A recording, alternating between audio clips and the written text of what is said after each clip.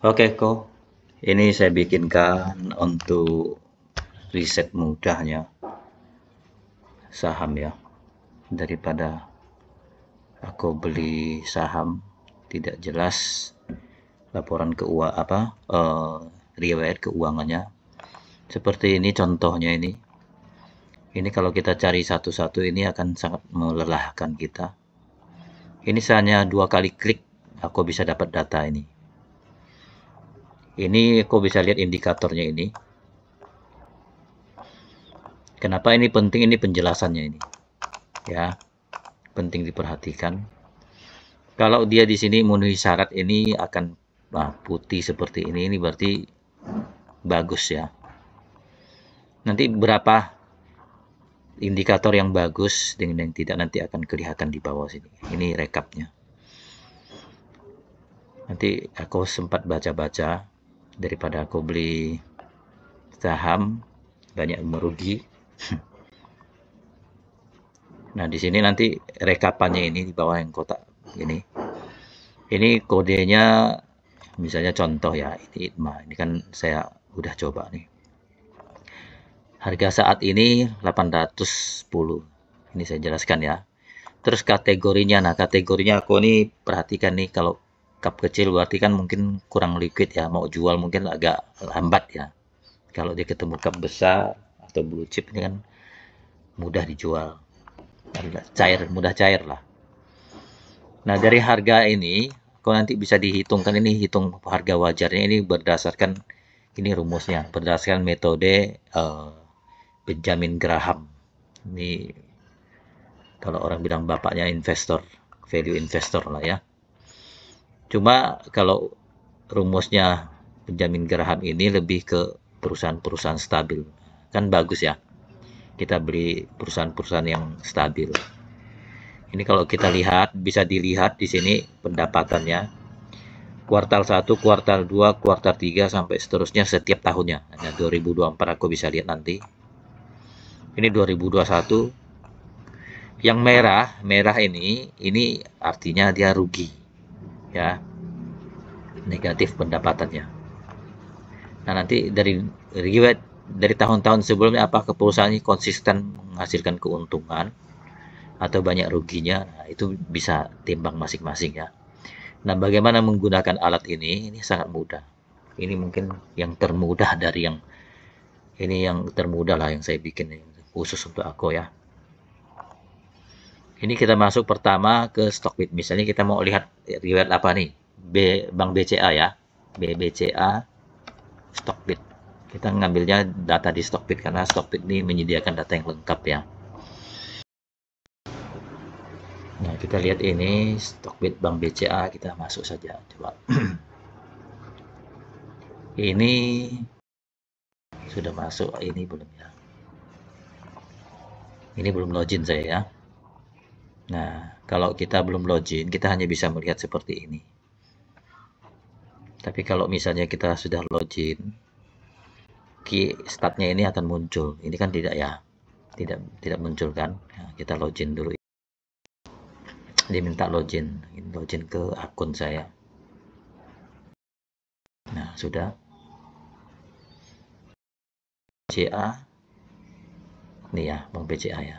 Bisa atau kita bisa ketikkan langsung di sini, Bank BCA atau Bank BRI boleh lah. Kalau mau BBCA, tinggal ketikkan aja keluar dari BBCA kan. Oke, kita lihat Bank BCA ya. Pertama. Oke, startnya. Oke. 400 ini ya. Kalau kita tidak ke key start ini dia otomatis muncul awalnya ini ke stream ini tempat ini orang chat ya, menyampaikan pendapat macam semacam diskusi lah. Nah, kalau ini kan tidak ada data apanya. Kita ke statistiknya ini laporan harga saat ini. value-nya, ini pendapatan per share apa segala macam, ini udah lengkap ya. Nah, kalau kita baca satu-satu ini kan kebanyakan nih.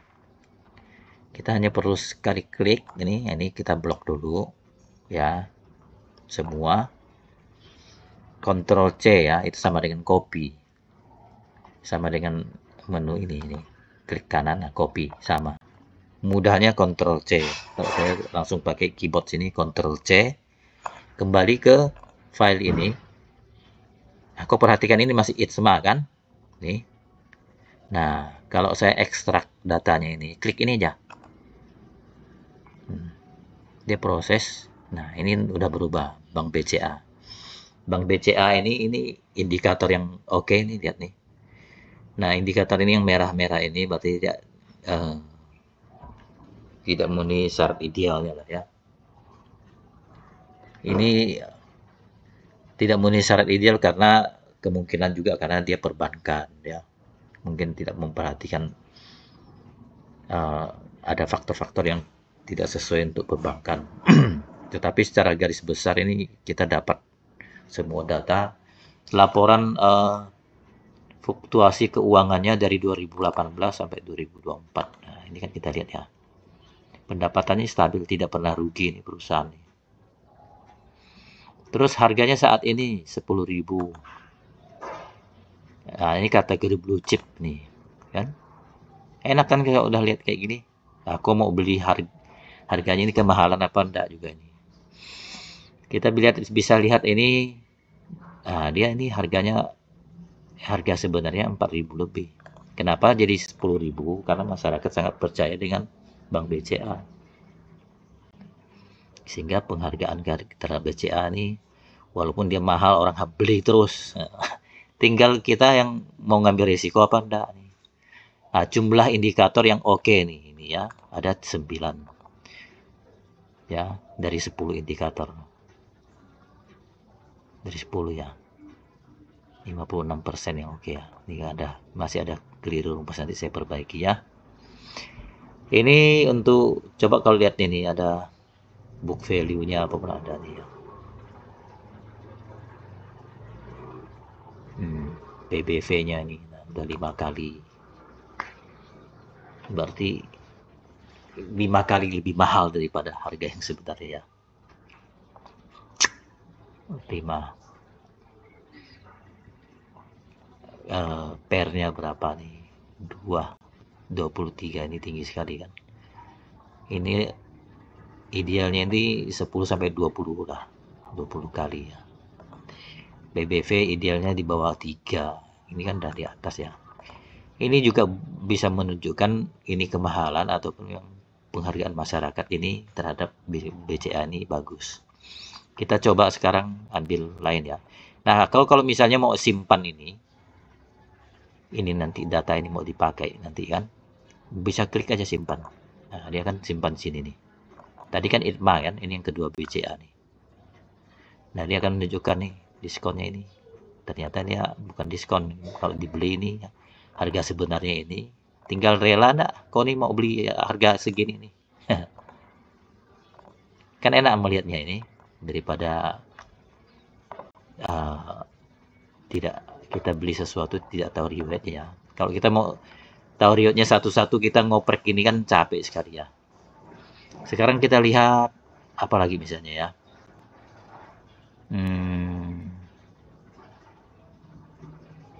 BJTM, nah, misalnya ya.